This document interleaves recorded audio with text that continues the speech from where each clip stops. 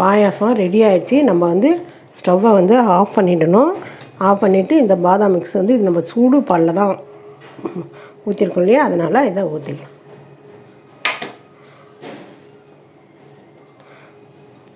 நானே முந்திரியை இந்த மாதிரி உடச்சி வச்சுருக்கிறேன்.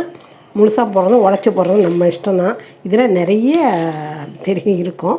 அதனால் நான் எப்போயுமே முந்திரியை கொஞ்சம் இப்படி 1-2 உடச்சி தான் போடுவேன். அப்புறம் கொஞ்சம் ஏலக்காய்.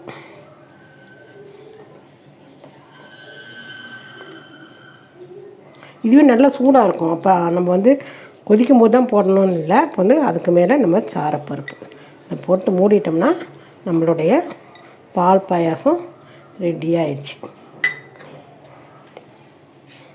நம்மளோட சேனலையும் மறந்துடாமல் சப்ஸ்கிரைப் பண்ணிடுங்க.